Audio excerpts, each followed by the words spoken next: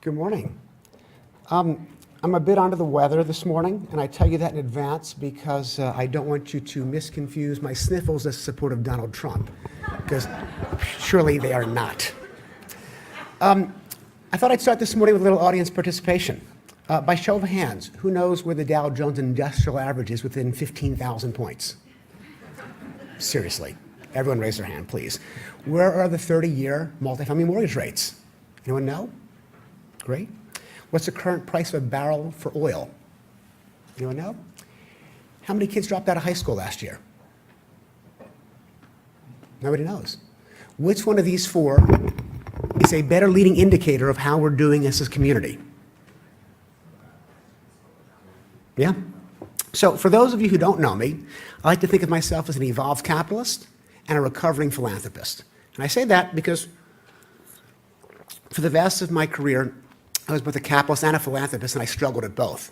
As a capitalist, I was one of 3 partners in Canyon Partners, one of the world's largest hedge funds, and I was able to accumulate great wealth, but I always struggled with the moral discomfort of candidly creating wealth that came from making money off of other people's misfortunes. Maybe I tried to buy my redemption through philanthropy, but there I had an emotional discomfort by throwing money at other people's misfortunes. My wife and I funded millions of dollars into programs that we thought were for the benefit of issues that were near and dear to us. What we found over years is that we were really just putting Band-Aids on issues, that in many instances we were funding legacies of dependency and that we were treating, we were being reactive. And what I concluded about 20 years ago is that if one wanted to treat a problem in society, then the government and philanthropy are just fine. But the reality is we have proof now, over hundreds of years, that neither the government nor philanthropy creates sustainable, scalable solutions that stick. If you want to cure, really cure, you have to harness market forces to create scalable, sustainable solutions, and that means making money. So with that knowledge, about 20 years ago, I did something that my wife thought was impossible of this man, and probably most men in particular. And that was I evolved, okay? Because we men don't evolve. And I evolved in what we call a social impact investor. Now, for those of you who are unfamiliar with the term social impact investor, I'll tell you what it's not. It's not philanthropy, it's not government, and it is definitely not a business model that sacrifices yields at the expense of tackling a societal issue. Simply put, it's an investment thesis that recognizes that doing good and doing well don't have to be exclusive. It's a marketplace where you focus on the critical mismatches between supply and demand of things like community serving housing, schools, education, healthcare facilities, and where the traditional investor has been the government and philanthropy. And candidly, I think the term of art is they both suck. So think about it. For years, we've segregated profits and purpose, and our reliance on the government candidly has handicapped our outcomes. Fact is, we have some pretty daunting challenges. But this morning, I'd like to impress upon you that daunting challenges actually lead to generational investment opportunities. Opportunities where an investor can make great change, both societal and financial. So as many of you may know, my first social impact endeavor was with Magic Johnson back in 1998. We went on to raise about $2 billion of private equity capital called the Canyon Johnson Urban Funds. We went on to facilitate about $6 billion of urban revitalization. More recently with Andre Agassi, we've raised over $500 million to build over 69 schools to date, 35,000 school seats. We just raised another $350 million. We'll build another 100 school seats across the country in some of the most economically underserved communities. And within 7 years, by school seat count, we will become the 20th largest school district in the country. You can't do that as a philanthropist. You can't do that as a government. Now, while both initiatives have generated great risk-adjusted returns for our investors, they've also generated thousands of jobs, provided much-needed services and amenities, generated millions of dollars of incremental tax revenues, and changed the trajectories for tens of thousands of children's lives. So as we spend today talking about our city, with our underperforming schools, our critical shortage of workforce housing, our lack of preventative health care systems and options for millions and millions of residents, I'd like to suggest a framework where we can wean ourselves from the government and from philanthropy and harness market forces to create sustainable, scalable, and yes, for-profit solutions to tackle some of our problems we face as a city. So to do this, what I'll have to do is introduce you to the 6 underlying elements of social impact investing, what I refer to as the 6 Ps, which of course are not to be confused with the 6 Ps that most men over 50 have to take every night. I say that firsthand with confidence. But rather the 6 Ps of social impact investing, which include problems, people, which oftentimes are the same as the problems, property, plans, public policy, and priorities. So let's start with the problems. We can't kid ourselves. As a country and as a city, we have some daunting challenges. Take education for a starter. We spend #1 in the world per pupil for education. But somehow we manage to test anywhere between 25th and 30th internationally on standardized testing. In many urban communities across America, only 1/3 of our kids are graduating high school proficient in math and science. And most disheartening is we drop 1.4 million kids out of high school every year. That's a horrible thing, because these kids are 8 times more likely to go to jail, where we spend 3 times as much to incarcerate than we do to educate. Healthcare, again, we spend #1 in the world with regard to what we spend on patients, and our outcomes are in the bottom quartile of industrialized nations. Workforce housing, we'll talk about this more today, it's a critical and unsustainable issue that we face here, and many people believe that the biggest problem in society today is the disparity of wealth, right? When 1% of America controls 99% of the wealth, that undermines the fabric of a healthy society. Who agrees with that? It's problematic. Well, I disagree with all of you. I don't believe that we suffer from a disparity of wealth. This country actually was built on the disparity of wealth. To have a healthy capitalistic society, you have to have a lower class, a middle class, and an upper class. What we have today, well, we have an extremity of disparity of wealth, but what we have today is we have a disparity of hope. Because the 99% historically has always played nicely and fairly in the sandbox because they believed in the feasibility of the American dream. With hard work, with a great education, with affordable housing, and with a little bit of luck, you could actually believe in the mobility of the American dream and become the 1%. But today, you have a huge swath of Americans who believe that they have been foreclosed out of the American dream. Imagine growing up in East Baltimore, or East LA as a single parent. You have 2 children. You don't work 1 job, you probably work 2, maybe 3 jobs. You come home to a pretty crappy apartment in a pretty crappy neighborhood where you're spending 60% of your income on rent. To add insult to injury, your child is relegated to a public school district where the likelihood of them graduating high school is below 40%. Graduating college, below 2%. If it's in Baltimore and your color is black, the likelihood of them going to prison is 60%. Where is their hope? So when you remove hope from the equation, the only word that fills that is despair. And intensive disparity leads to intensive violence. That's what we're suffering from. It also leads to political circuses like we're seeing today in this country. But what I'd like to impress upon you today is that investing in hope, in education, in healthcare, and in housing is not only good business, it's the only way to right the listing ship of communities that are suffering from the injustices that result from social determination. How is it possible in America that the average life expectancy can be a 20-year difference because you live in a different zip code in the same city? So this is where the second P comes in. People. Because we need people like all of us here today to consider the possibilities that one can make money, real money, at the same time invest in social issues and the corresponding infrastructure. Now, contrary to everyone's assumptions that you're going to sacrifice yields, I'm here to dispel those thoughts. You see, for 20 years, I've actually, in my endeavors, I've proven that investing in densely populated, ethnically diverse communities that suffer from a shortage of quality community services can generate strong financial returns. In fact, I'll actually prove to you that you can drive better risk-adjusted returns when compared to alternative investment strategies. But it's not an easy sale. When Andre Agassi and I went out 3 years ago to raise our first charter school fund, we came across 4 kinds of investors. We came across the unionists, the capitalists, the communists, and the realists. Now, the unionists, when I was at Canyon, I managed billions of dollars for many state teachers' pension funds. Imagine the conversation I'd have with the Texas Teachers Fund. I have a great investment opportunity for you. It's all about the health and the future of society. And typically the investor would say, Bobby, we love your investment prowess. We'll take half the fund. What's the asset class? I would say, well, let me tell you more about it. This is a marketplace where it's backed by the government revenues. There's no competition. It's a last great monopoly. They'd say, we love the idea. What's the asset class? I'd say charter school fund. And they'd say, fuck you. And I'd say, seriously, that's a little harsh. And the response would be, no, I said, fuck you. I said, I heard you. What's the problem? Well, charter schools are the nemesis of the public school districts. And therefore, for every charter school job created that comes at the expense of a public school teacher's job, and you're undermining the union. And I would say, oh, quite the contraire. I'm incredibly pro-union. I just represent the children's union. And if education is going to be about adults and you're afraid of competition, then we are in trouble as a society. So the unions I didn't have a lot of success with. The capitalists.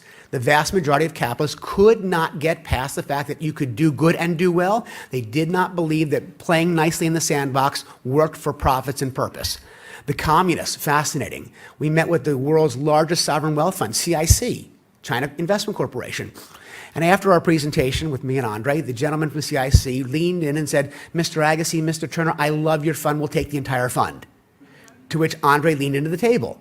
Now, I've known Andre for about a year at that point in time, and what was most telling about Andre, by the way, is most 2 difficult years of high school were 8th grade. He's a dropout.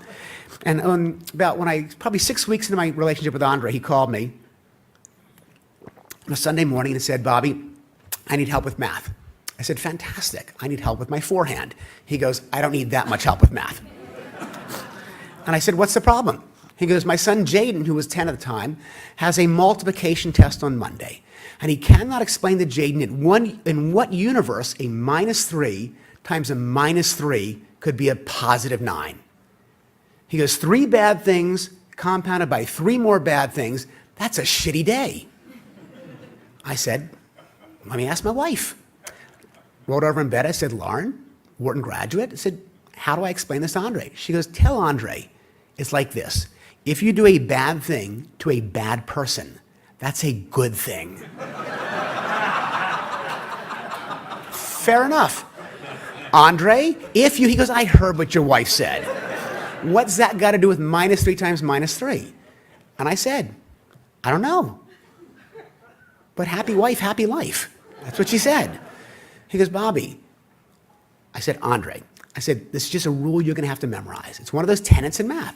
He goes, maybe you can live your life that way, but I can't. That gives you great insight into Andre Agassi's wisdom and his confidence. So there we are a year later. The government of China has just said they will take the entire fund to invest with us.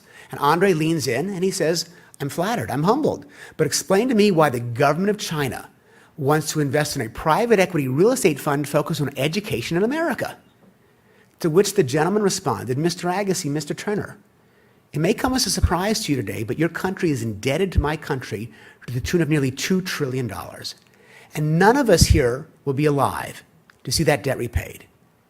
Therefore, we, the government of China, have got to rely upon the next generation of Americans to grow your economy out of the debt you owe us, and you are failing miserably to educate them.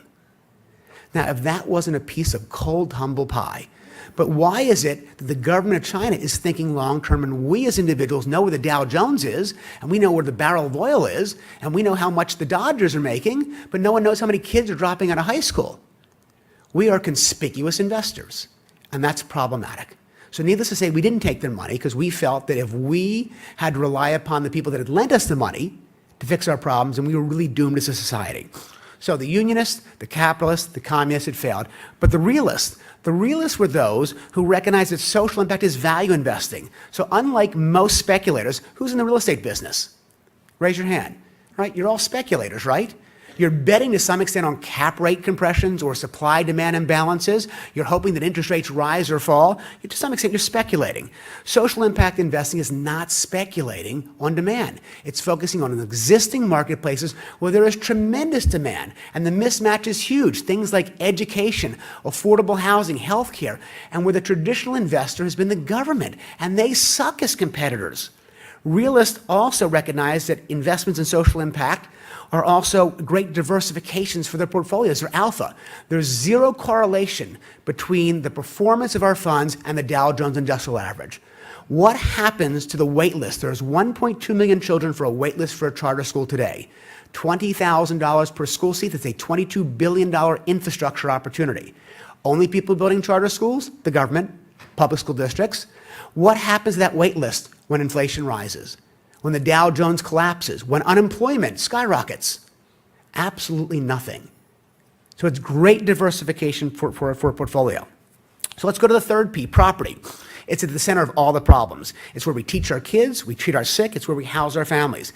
And let's talk about one particular problem, what I like to call the place where kids sleep at night and jobs sleep at night. An issue that I spend a lot of time on. And I'm not talking about low-income housing for those who earn less than 60% of the average median income, subsidized housing, Section 8 housing, but I'm focused on those that earn between 60 and 120% of the average median income, the essential service providers, teachers, policemen, firemen, social workers, healthcare workers, the backbone of society, those who make too much money to qualify for subsidized housing, but don't make enough money for affordable luxury housing or home ownership. Let's not kid ourselves. Everybody suffers. Communities, environment, worker productivity, and household well-being all suffer when housing is not proximate to the employment, education, and healthcare resources. On a national level, there's 43 million renter households and growing by an additional 5 million renter households over the next 7 years. Today, 1 out of 2 renter households is rent burdened, paying more than 30% of their income on rent. 1 out of 4 is severely rent burdened, paying over 50% of their income on rent. It's worse here in LA.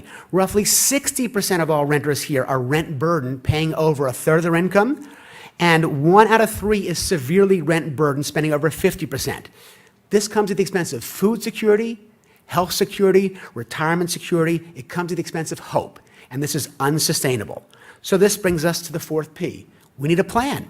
So if we know there's a huge demand, let's just build some more workforce units, right? Isn't that the simple, logical answer? Well, here's the first challenge. Notwithstanding the recent increases to minimum wage in LA, a for-profit developer cannot build new construction and make a market return if we're only going to charge 30% of income. Let's do the math. Family of 4 living in East LA, minimum wage, $10.50. Both parents work a 40-hour week. They're taking home $40,000 a year. Affordable rent, 1/3 of that is $12,000 a year in rent. If I'm a landlord, my profit margin is probably 50%, so I'm earning $6,000. I want to earn a 7% cap rate. That's $85,000 a unit. Let's assume 1,200 square feet per unit, $70 a square foot. What can you build in Los Angeles for $70 a square foot? You can't build dirt. You just can't do it, so that's problematic. Now, in an effort to address this shortage, Mayor Garcetti introduced a plan that would allow for the permitting up to 100,000 new housing units by 2120 with a target. And it's just a target of 15% of these units, 15,000, be deemed affordable to those earning less than 80%. Now, as commendable as 15,000 units might sound, it doesn't do very much for the 1.25 million renters in LA who are rent burdened. 15,000 units doesn't do shit. I'm sorry. So we have to think out of the box. We have to come up with a bigger plan to incentivize direct investment and preservation of affordable workforce housing. But in the interim, we have a second, more critical challenge because our existing supply is shrinking. And this is really criminal. Every time B and C properties or subsidized properties in Los Angeles come off their compliance period or come to the market, they're being demolished for new construction, or they're being bought by opportunistic investors who improve the properties and increase the rents on the very consumer who has seen no wage inflation for 25 years. It's hard to see a scenario where that's a good thing long-term for the city of Los Angeles. Well, I haven't figured out a way to build new yet. I have figured out a way to generate market rate returns by buying the existing stock of housing, buying it, preserving affordability, and driving market rate returns. It's a pretty simple model that enables me to pay the same price as an opportunistic investor. But rather than buy and improve, as the opportunistic investor will do, I like to say what I do is I buy and enrich. Let's start with the facts. 2 ways to drive profits. You can increase rents, or you can do what? Decrease expenses, right? So the opportunistic investor buys the properties, they put in new bathrooms and new kitchens and new common areas, and they drive rents to get a return on that capital, and they drive out the very consumer who's the underlying fabric, adhesive to our society. That doesn't work, so let's think of a novel idea. Let's just reduce expenses. Well, having had the luxury now of having worked in the urban markets for the last 25 years, I recognize that what we lack in affordable housing is a pride in rentership. Let's be serious. Nobody comes home after working 2 jobs a day, spends 60% of their income on rent, has their kids relegated to a public school district that's failing them and says, God, I fucking love living here. Nobody, right? It just doesn't happen. So what you have is you have a lack of pride and rentership. And what that leads to is tremendous turnover. The biggest expense of owning workforce housing is turnover. Well, what would happen if you could change the relationship between landlord and tenant? What would happen if you would enrich that community with relevant services? Well, I know for a fact the 3 most important services that these communities want is access to education. Well, isn't it funny that I also have the largest private equity fund that builds public charter schools? So I know where I'm building charter schools. I know the education business. Education is important. Safe, secure, nurturing environment, and healthcare. So what we'll do is, by way of example, I just built a K-5 public charter school in South Dallas for KIPP, Knowledge is Power program. 750 kids. Right around the corner is a 1970s built 300-unit workforce housing that was built in the 70s. It's about to go on the market. I'm going to buy it. I can pay the exact same price as anybody else. And what I'll differ is I won't improve it, I'll enrich it. And how do I enrich it? 300 units, there's typically economic vacancy in these properties of 15%. Well, let's say I just take 3% of the units. They'll always be vacant. Let's just take them offline. So I take my cost for 300 units and I say, you know something, I'm only going to amortize my cost over not 300, but 288. I'll put 12 units in my front pocket. I'll take 4%. First place I go is the school I just built. Sit down with the executive director of that school, and their biggest challenge is recruiting teachers, because you can't pay a teacher very much. Where's the teacher going to live? Well, I have 5 units that I'm setting aside. I will subsidize housing for 5 teachers. And in return for subsidized rent, here's what I do. The currency they pay me is I take some common area and I make it a tutoring lounge. And every school night of every school day of every school year, one of those 5 teachers is staffing that lounge for the benefit of our children. So you're paying too much to live in my property already, but you could never augment public education, and now you have without paying anything. Number 2, law enforcement. Everything I do for children between the hours of 9 and 5 goes out the window if they go home to an unsafe, unnurturing home environment. So how do I enrich that? Well, I walk down to the local police precinct, and I sit down with the watch commander, and I say, law enforcement agents are heroes. Here's what I have. I have 3 units for law enforcement agents and their families. Free. And in fact, if they're paying me $9,000 a year, which would have been 30% of their rent or their income, so I'm going to forego, let's say, $27,000. But I'll only subsidize it half, so maybe $15,000. So I'm foregoing $15,000. But imagine this. What happens when you have law enforcement living at a property? The number of incidences fall dramatically because there's nothing more dissuasive to a gangbanger or a prostitute or a drug dealer than a black and white car parked out front and law enforcement living there. And when you drop incidences from 99 a month to 99 a year, guess what else falls? Your insurance costs. My insurance costs for these properties are typically $300,000 to $400,000 a year. I promise you, if my incidences drop by 90%, my cost of insurance drops far more than $15,000 that I've forgiven in rent. But more importantly is the currency that these law enforcement officers have to pay me is, number 1, if you're assigned a squad car, park it out front. Number 2, you've got to live in the property. You can't sublet it. Number 3, you've got to make your presence known. And number 4, organize and oversee a community watch program. We also do this with healthcare workers. Our families don't work 9 to 5 jobs. Our families get up at 6 in the morning. They get home at 9 o'clock at night. By that time, the traditional distributor of preventative care medicine is gone. So what do? We subsidize housing for nurse practitioners. We open up an infirmary. And every Monday, Wednesday, and Friday nights between the hours of 9 and midnight, there's healthcare provided for our families. It's not rocket science. It's just thinking outside of the box. And when you create the pride in rentership, you will quickly see that if you don't have to move, guess what? You don't move. If I can increase the duration of tenancies from 24 months to 48 months, I've just driven my profit margins by 15%. I've cut out vacancy, I've cut out bad debt, I've cut out delinquency, I've cut out turnovers, leasing commissions, and I can be as profitable as the opportunistic investor without ever increasing rents on the very consumer whose backbone we rely upon. In the last 12 months, I've bought 3,000 units on my way to 10,000 units or $1 billion, and we've seen incredibly encouraging results. But even with innovative business models, sometimes we need help attracting or incentivizing market rate capital. And that brings us to the 5th P, policy.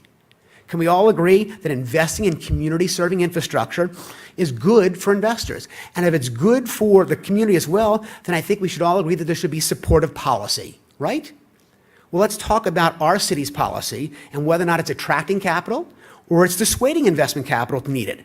As a practitioner, I'm actually saddened to say that LA is truly one of the most difficult fucking cities in the country to do business in. It is. It is absolutely is. It's difficult to get things done. In the last 4 years, my firm has invested $500 million to build 69 schools in some of the most economically challenged neighborhoods in America. 35,000 kids. I've built 1 in LA. And that's because of our antediluvian development policies. So what's the problem with our policies? Let's start with our comprehensive general plan. Oh, I'm sorry. We don't have one. Did I say that out loud? But let's be real. We don't have one. A great start would be for our esteemed 15-member council to get their shit together and pass a clear and thoughtful plan that encourages and supports new development and or preservation of community-serving infrastructure. We could actually steal ideas from some other great cities, like Manny Diaz from Miami, who created an as-of-right zoning and an expedited CUP process for social impact projects. Why do I have to wait 12 months to get a property zoned for a public charter school? How is that possible? 12 months. I can't wait that long. How about Texas, who has an innovative real estate tax abatement for property owners that commit to preserve affordability of housing? How about expand incentives for community-serving infrastructure to include density bonuses and large-use policy permitting? Lots of ideas we could steal. And as it pertains to our growing and critical shortage of affordable housing, how about, dare I say, exploring a moratorium at the moment, or a way to discourage demolition of existing affordable stock until a comprehensive plan is passed? Things as simple as that. It's not rocket science. But if we are going to invest for today versus for tomorrow, we are absolutely in trouble as a society. Trust me. So one might ask, why is it so difficult to have policy in place for smart growth? And this brings us to our sixth and final P, the politicians. Right? So when it comes to politicians, it's very clear to me that until such time as we have meaningful campaign finance reform, we're in trouble. Simply put, too many politicians subordinate the long-term best interests of the city and their constituents to re-election goals, campaign donor IOUs, and pressures from outspoken NIMBYisms. And if you don't think it happens here in LA, all you have to do is look at Huntington Park. And what happened just a few weeks ago under Mayor Ortiz and Councilwoman Marcius, they passed a moratorium on new public charter schools in Huntington Park, citing the impact on traffic and the loss of green space. Funny, they only targeted charter schools. They didn't target public schools or parochial schools or private schools. It also coincided, and it was passed one day in advance of KIPP submitting their CUP application to build a new home for their existing KIPP Comienza Elementary School. Now, if you're not familiar with KIPP Comienza, an existing 512 student public charter school, it's the #1 performing school in California serving majority English language learners. So who in the right mind wouldn't be supportive of a new permanent school for one of the highest performing operatives in the country? Who? Well, I'll leave it up to you, but it's probably not a coincidence that both the mayor and the councilwoman's campaigns have been funded by the UTLA, United Teachers Union of Los Angeles. Okay? And while the moratorium likely violates state law, that didn't stop them from making education about adults rather than children. Let's be serious. It's this kind of self-serving behavior that leads to the political circus that we're witnessing here in America today. On a national level, I may not be a fan or supporter of Donald Trump or Bernie Sanders, but I actually understand what many of the supporters find appealing about them. They say what they believe. Now, what's concerning is what they believe. Very concerning. But what we have to recognize is that for many, this election isn't about greatness. It's not about the future or even Donald Trump. It's about defiance. It really is. For those who no longer believe in the feasibility of the American dream, a vote for Donald Trump is a way, candidly, to flip the middle finger to the system and to the politicians who continue to place their own agendas above the needs of the very people who have elected them to serve there. It's very clear to me that we can't solve today's problems with the same thinking that created them. So as my friend Andre Agassi loves to say, it's easy for most people to dream while they're asleep. But for those who have the courage to dream while they're awake, it's those who will change the world. So I'm hoping today that as you spend the rest of the afternoon listening to people, that we can conspire, that we can collaborate, and hopefully find ways to create scalable, sustainable solutions. And yes, including that should be profitable solutions to tackle some of today's most daunting challenges. Thank you very much.